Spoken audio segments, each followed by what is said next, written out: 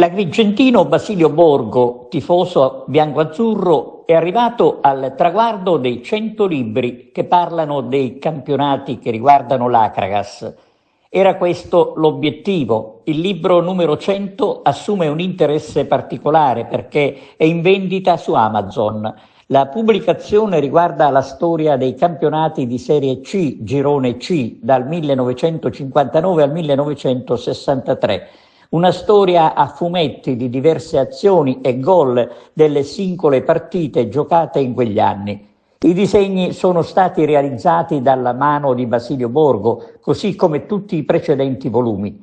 Nel libro è possibile visionare classifiche, risultati e foto d'epoca. Tra le squadre della Serie C che vengono citate da Borgo figurano il Lecce, la Regina, il Foggia e la Salernitana, squadre che sono approdate in Serie A. Qui per parlare del mio 100° libro, che fortunatamente ha avuto l'approvazione della ditta americana Amazon e quindi è in vendita presso di loro. Quindi questo libro è questo di qua.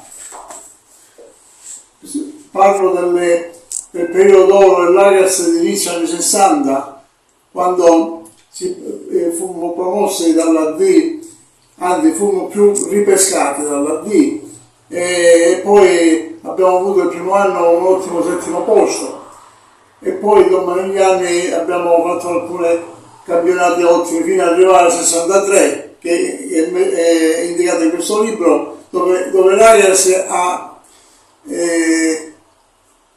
fatto il risultato più importante della sua storia calcistica, un 3° posto a un passo dalla Serie B, perché a partire dalla fine eravamo a pari punti con la capolista. Poi purtroppo allora per motivi economici non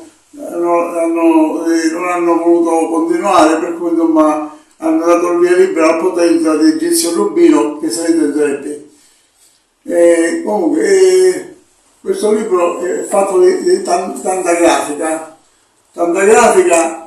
anche perché diciamo non è come gli altri libri che c'è la grafica e tante fotografie. Le fotografie ce n'è il minimo indispensabile, perché purtroppo con Amazon bisogna rispettare alcuni limiti che fa. Grazie dell'ascolto e forza Acragas sempre, anche se per ora è in condizioni penose.